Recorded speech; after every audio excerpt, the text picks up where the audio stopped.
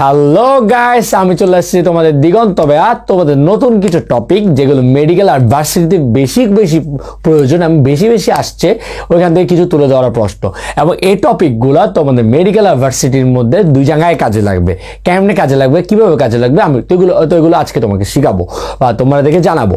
তো এখন দেখো, তোমরা মেনলি যে জিনিসটা আছে, যে এই জিনিসটা আমরা সবাই স্কিপ করার কারণে এখান থেকে যদি কোনো প্রশ্ন চলে আসে, বিশেষ করে ইঞ্জিনিয়ারিং জায়গায় এই জায়গা থেকে বা এই টপিকটা থেকে বেশি প্রশ্ন আসে, কিন্তু মেডিকেল বা ভার্সিটি যে প্রশ্ন আসবে না তেমনটা নয়। আমি শুধু কিছু লাইন নিয়েছি, যে লাইনগুলো আসলে প্রয়োজন, ওই লাইনগুলোই দরকার, এই জন্য আমি লাইনগুলো নিয়েছি। তো হয়তো লেখা কারো দেখতে অবশ্যই অসুবিধা হচ্ছে না। আজকে লেখাগুলো অনেক বড় লিখছি, আগে লেখাগুলো খুবই ছোট হইতো, অনেক বেশি পড়া ছিল আগের লাইনগুলো। এখন তোমাদের কি করবো, তোমাদের সামনে যেমন পরীক্ষা, তোমাদের লেখাগুলো একটু বড় লিখবো এবং কম পড়ায় যে কিভাবে আমরা মেডিকেল ভার্সিটির মধ্যে কভার করতে পারবো এবং ম্যাথমেটিক্যাল টার্মগুলো কিভাবে কভার করতে পারবো, ওই দিকে ফোকাস করবো।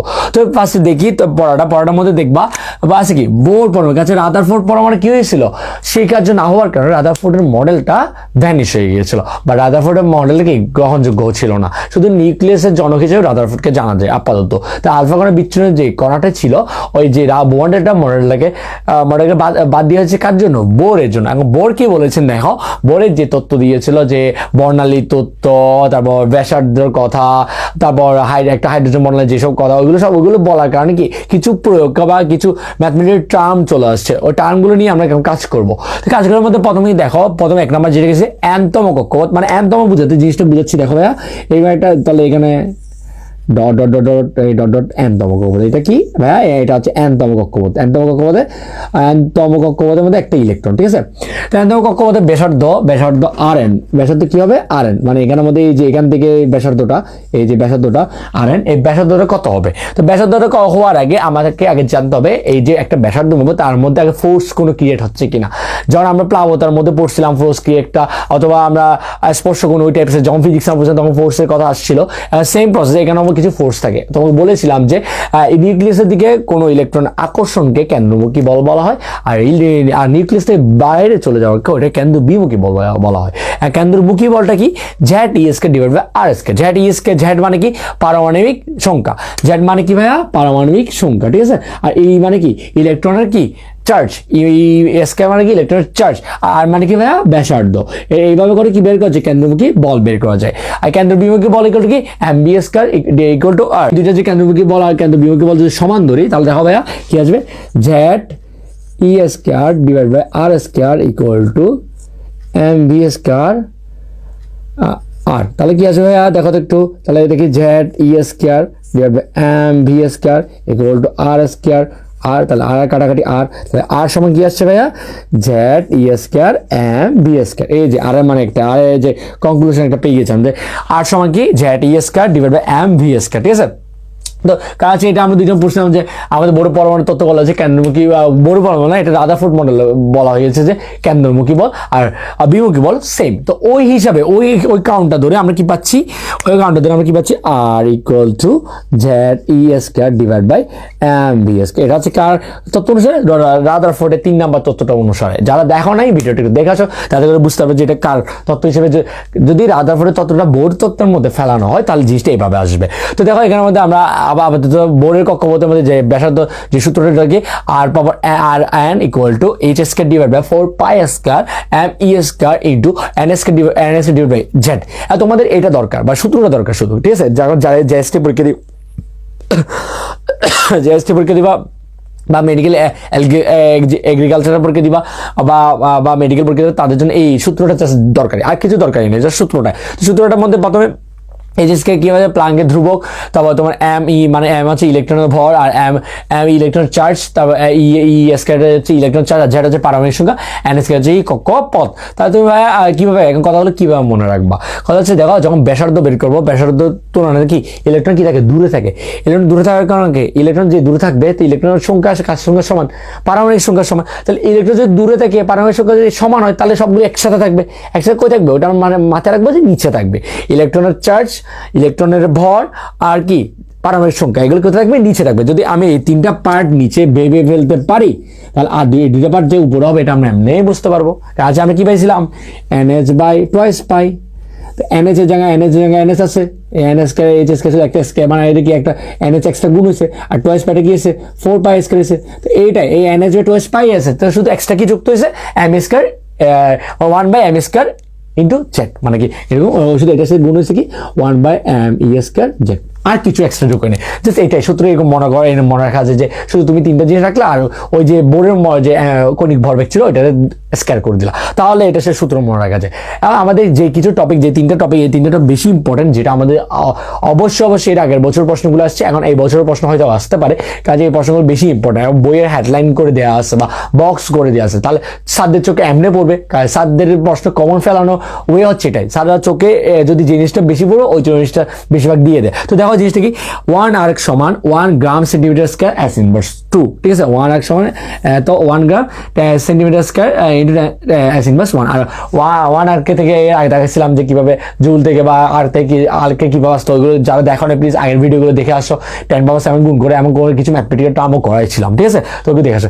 আর এখানের মধ্যে দেখো 1 ESU মানে হচ্ছে কি electrostatic unit charge. Electrostatic unit মানে সোজা চার্জটা। হ্যাঁ, তোমাদের যদি এটা সম্পর্কে জানতে মন চাই তাহলে আমাকে বলো, আবার তোমাদের দরকার নেই অ্যাডমিশনের সময়, ভার্সিটি অ্যাডমিশন মেডিকেলের দরকার নেই, কিন্তু তোমাদের যদি লাগে অবশ্যই আমি বলবো। তোমরা যদি আমার কমেন্ট বক্সে জানেন এগুলো সম্পর্কে বলেন তাহলে অবশ্যই বলবো। আপাতত পরীক্ষাতে এগুলো লাগবে না, তো সো দরকার নেই, সেটা আমি করাচ্ছি না। আপাতত তোমার যে শুধু মানগুলো জানা দরকার। দেখো 1 আর্ক সমান 1 গ্রাম সেন্টিমিটার স্কয়ার S ইনভার্স 2, আর আছে 1 আর্কে যদি 2 দ্বারা ভাগ করো সবগুলো যদি 2 দিয়ে ভাগ করো তাহলে কি আসবে 1 gram half 1 centimetre 1 half S inverse 1, মানে কি এটাকে কি করব হাফ দিয়ে, মানে হাফ দিয়ে গুণ করবো, বাকি 2 দিয়ে ভাগ করবো, এই একটা প্রসেস, বা হাফ দিয়ে গুণ করবো বা 2 দিয়ে ভাগ করবো, যেমন একটা। আর 1 MU মানে কি আছে ইলেকট্রোম্যাগনেটিক ইউনিট চার্জ। ম্যাগনেটের যে ক্ষেত্রটা আছে ওই ক্ষেত্রটার চার্জটা, ওই চার্জটা কি 3 × 10⁸ ESE, মানে কি আলোর ব্যাগ থেকে কি কত বেশি 100 গুণ বেশি, ঠিক আছে। এটাই তাহলে এই আজকের জিনিসটা হচ্ছে এখানে। তারপর আমরা আরো আসবো, তবে এখন গেল মাত্র 1 নাম্বার, তারপর আসবে 2 নাম্বার, তারপর 3 নাম্বার। আমরা আজকে এগুলো সব কভার করবো, ঠিক আছে। সো 2 নাম্বার টপিক যেটা ছিল বোর্ড তত্ত্বের প্রয়োগের মধ্যে 2 নাম্বার টপিক যেটা ছিল সেই টপিকটা হচ্ছে যে তোমার হচ্ছে যে দেখো যে টপিকটার মধ্যে আমরা জানবো 1 নাম্বার টপিকের মধ্যে দুইটা রুলস বা দুইটা টপিক যেগুলো এমসিকিউ পরীক্ষা আসতে পারে, ওই মানে এটা ভার্সিটি অ্যাডমিশনে বেশিরভাগ আছে এগুলো। হ্যাঁ, তো ওই ভার্সিটি অ্যাডমিশনগুলো দেখো তুমি হাইড্রোজেন পরমাণুর প্রথম কক্ষপথ, মানে হাইড্রোজেন পরমাণুর প্রথম কক্ষপথ ও n-তম কক্ষপথের ব্যাসার্ধ হচ্ছে কি, সূত্রটা কি Rn = R1 × n², ঠিক আছে। তো তোমাদেরকে জানতে হবে কোনটা R1 এর মানটা। তো এটা all time DU CU all time সব ভার্সিটির ক্ষেত্রে আসবে। সো এইগুলো ভার্সিটি কোয়েশ্চেনও বলা হয়। হ্যাঁ, ভার্সিটি কোয়েশ্চেন। তো দেখো তো Rn = R1 × n²। হ্যাঁ, এটাকে আমরা এখন একটা এক্সাম্পল দিয়ে যখন বুঝবো তো আমার জিনিসটাকে আরো বেটার বোঝা যাবে, আরো ভালোভাবে বুঝবো। দেখো প্রথম কক্ষপথ, ঠিক আছে, প্রথম কক্ষপথ হতে তৃতীয়, মানে এটা মেনলি প্রথম কক্ষপথ হতেই হবে। প্রথম কক্ষপথ ছাড়া এই ম্যাথ করা পসিবল না। প্রথম কক্ষপথ হলে বা প্রথম শক্তিস্তর হলে এই ম্যাথটা করা পসিবল বা এই রুলস করা পসিবল, আদারওয়াইজ না। ঠিক আছে, প্রথম কক্ষপথ হতে তৃতীয় কক্ষপথ গেলে তাহলে কি, তাহলে তাহলে n এর মান কত হবে 3, বুঝে যাচ্ছে। 1 থেকে 3 এর দিকে গেছে, তাহলে কত 1 থেকে 3 গেলে 3, মানে 1 2 3 তৃতীয় কক্ষপথের মানে ব্যাসার্ধ, মানে n = 3 এমনি বুঝাচ্ছে। দেখো বসেছি Rn = 0.5, এই যে বসেছি দেখো 3s = 9, তাহলে Rn মানে যেটা মানে Rn কত বের করছি R3 কত বেশি, R1 কত গুণ 9 গুণ, ঠিক আছে। R3 সময় R1 9 গুণ বড় হবে, ঠিক আছে। এটাই হচ্ছে মেন জিনিস। তো আমাদের মেনলি এই ম্যাথ দুটা কনফার্ম হয়ে গেছে যে এরকম কীভাবে ভার্সিটি বা মেডিকেলে পরীক্ষা আসবে, তো ওইটা দরকার ছিল, এটা দিয়েছি। আর নেক্সট যে 2 নম্বর প্রশ্নটা, 2 নম্বর যেটা হচ্ছে 1 নম্বর তো আমরা শেষ করছি ওই বর্ণালীর মানগুলো বা এই কক্ষপথের ব্যাসার্ধ মান দিয়ে আমরা শেষ করছি 1 নম্বর। 2 নম্বর করবো কি n-তম কক্ষপথে আবর্তনশীল ইলেকট্রনের ব্যাগ। একটা কক্ষপথে যে ইলেকট্রন কীভাবে ঘুরতেছে, এই যে ঘুরতেছে সুইং করে ওরে, যে তরঙ্গ আকারে ঘুরতেছে বা কণ আকারে ঘুরতেছে, ওই কক্ষপথের সূত্রটা কি Bn = 2πe² H × Z/m, ঠিক আছে। তো এখানে Z কি জানি, পারমাণবিক সংখ্যা, n কি জানি, E কি জানি, H জানি। যদি আমরা যে এখান থেকে একটু আগে পজ করে দেখি জিনিসগুলো যে এগুলোর মানগুলো কি ছিল, Bn এর সূত্র ছিল এটা, যেটা ইঞ্জিনিয়ারিং এর জন্য দরকার, আদারওয়াইজ দরকার নাই। আর হচ্ছে দেখো যে প্রশ্নটা দরকার হচ্ছে, দেখো হাইড্রোজেন পরমাণুর প্রথম কক্ষপথ n-তম কক্ষপথে আবর্তনশীল ইলেকট্রন ব্যাগের সম্পর্কটা কি B1 = n × Bn। ওইটা সম্পর্কটা ছিল Rn = R1 × n², আর এটা সম্পর্ক কি B1 = মানে ব্যাকটা B1টা আগে, ওখানে R1টা কি ছিল পরে। তো B1 equal to n into আর Bn। তাহলে এখন যদি আমি এই প্রশ্নটা সেম প্রশ্নে যদি আবার নিই, এখানে যদি চিহ্ন দিই সেম প্রশ্ন মধ্যে কি প্রথম কক্ষপথ হতে তৃতীয় কক্ষপথে গেলে তৃতীয় কক্ষপথে বেশ হতে হবে, তৃতীয় কক্ষপথ কি বের করবো, তখন ব্যাক কত হবে, ব্যাক কত হবে। তো ব্যাক কত দেখো B1 আছে, V3ও আছে, তাহলে ব্যাক তৃতীয় কক্ষপথে 3 হবে। তো দেখো B3 সমান কি 1/3 V1, অর্থাৎ কি B3 এর ব্যাক V1 এর থেকে কত গুণ 1/3 গুণ, মানে তাহলে কি B1 এর ব্যাকটা বেশি হবে, কারণ আকর্ষণ বিকর্ষণ বল অনেক বেশি, আর B2 ব্যাক একটু কম হবে, তাই এরকম অনেক কমতে থাকবে। এরকম আজ তুমি বের করে দেখতে পারো, এরকম কমতে আস্তে ধীরে কমতে থাকবে। এবং আমরা এই টপিকটা খুবই ইউজি টপিক, এবং মেডিকেল ভার্সিটি বেশিরভাগ আসছে। এখন আমরা এরপরে তৃতীয় টপিকে চলে যাবো, বা 2 নম্বর টপিকটা শেষ, আমাদের তৃতীয় টপিকে যাবো। আর তৃতীয় টপিকে যাওয়ার পর তরঙ্গ কণা বা যদি পারি ওইটাও কভার করবো, না হলে পরের ক্লাসে ওইটা কভার করবো, ঠিক আছে। তো আমরা লাস্ট পার্টের মানে আজকে ভিডিওর লাস্ট পার্টে চলে আসছি। ভিডিওর লাস্ট পার্টটা কি ভাইয়া, দেখো এনতম কক্ষপথের আবর্তনশীল, মানে এনতম কক্ষপথের আবর্তনশীল ইলেকট্রন মোট শক্তিগত, মানে শক্তিটা বের করবো। আমরা এর আগে বের করছি কক্ষপথের ব্যাসার্ধ, এরপর বের করছি ব্যাক, এখন বের করবো শক্তি। শক্তির মধ্যে মেনলি 2টা ক্যাটাগরি শক্তি আছে, একটা হচ্ছে গতিশক্তি, একটা হচ্ছে স্থিতিশক্তি। গতিশক্তির সূত্র তো আমরা জানি, ফিজিক্স থেকে হয়েছে ½ mv², আর স্থিতিশক্তি সমান কি -ZE²/r। এই জিনিসটা বুঝাতে তোমার জন্য একটা ট্রিক্স বা একটা অ্যারো চিহ্ন টাইপসের কিছু বলছি, মানে দেখাইছি। দেখানোর জিনিসটা দেখো, যে এখানে দেখো ফার্স্টে ইনফিনিটি আছে, ইনফিনিটি লিখছে। তো ইনফিনিটি মানে হচ্ছে কি অসীম থেকে কোনো ইলেকট্রন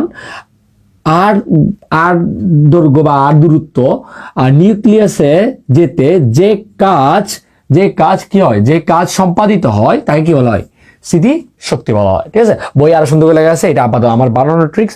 তো আমি আপাতত তোমাদেরকে এটাই বললাম যে মানে কি অসীম থেকে কোনো ইলেকট্রন আর ব্যাসার্ধ বা আরতম দৈর্ঘ্যে, মানে আরতম যেতে, মানে নিউক্লিয়াসে আরতম জায়গায় দূরত্ব থাকবে, দূরত্ব যেতে অসীম থেকে আসবে কিন্তু, হ্যাঁ, যেতে নিউক্লিয়াস যেতে যে কাজ সম্পাদিত হয় বা যে শক্তি সম্পাদিত হয় বা যে কাজের পর শক্তি উৎপন্ন হয়, সেই শক্তিকে কি বলা হয়, স্থিতিশক্তি বলা হয়। তাহলে স্থিতিশক্তি, তাহলে এটা আমরা বুঝছি যে স্থিতিশক্তি করতেছি। তো ওদের দুইটা যোগফলটা হবে কি, En ইকুয়াল টু মাইনাস যেটা আসে minus 2π² m⁴ divide by n² h², মানে কি এই n² h² এটা জ্ঞার মধ্যে কি ছিল, ওই যে তোমার ব্যাসার্ধ হচ্ছে উপরে, আর কি হয়েছে শক্তির সময় কি হয়েছে, নিচে নেমে গেছে। তুমি এইভাবে তোমার মতো করে মনে রাখতে পারবে যে ব্যাসার্ধের মধ্যে উপরে আছে, তারপর হচ্ছে যে শক্তির মধ্যে নিচে নেমে যাচ্ছে, এরকম করে ক্রাইটেরিয়া করে তুমি মনে রাখতে পারবা। তো এখানে নেক্সট যে জিনিসটা আছে, দেখো হাইড্রোজেন পরমাণু কক্ষপথ ও এনতম কক্ষপথে আবর্তনশীল ইলেকট্রন মোট শক্তি কত। তো এটা সূত্রটা কি, En সমান E1 × 1/n², ঠিক আছে। এই সূত্রটা অ্যাপ্লাই করে আমি একটা প্রশ্ন তোমার জন্য করছি, সেটা হচ্ছে তৃতীয় কক্ষপথে ইলেকট্রন মোট শক্তি কত।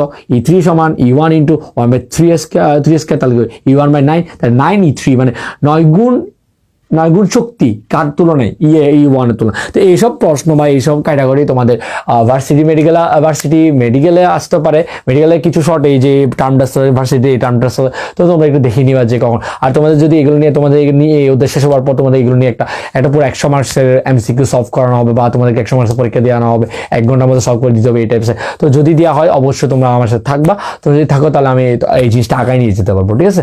এরপরে আমরা যেটা শিখবো সেটা ব্রগলি বা তরঙ্গ দৈর্ঘ্য, যেটা হোক আমি শুরু করে দেবো। আবার আজকে ক্লাস এখানে পর্যন্ত শেষ। যদি ক্লাসটি শর্টকাটে শর্ট ক্লাসগুলো ভালো থাকে, যেগুলো কেউ পড়ায় না, আবার তোমাকে ট্রিক্স হিসেবে আমি তোমাকে শিখিয়ে দিলাম, সেবার যদি ভালো থেকে কমেন্ট করো, ভালো কমেন্ট করো। আমার যদি ভালো লাগে ভালো কমেন্ট করো, খারাপ লাগলে তো খারাপ কমেন্টে করো, সমস্যা নাই। তো খারাপ কমেন্টে বললে আমাকে জানাও যে আমি কোন জায়গায় খারাপ হয়েছে।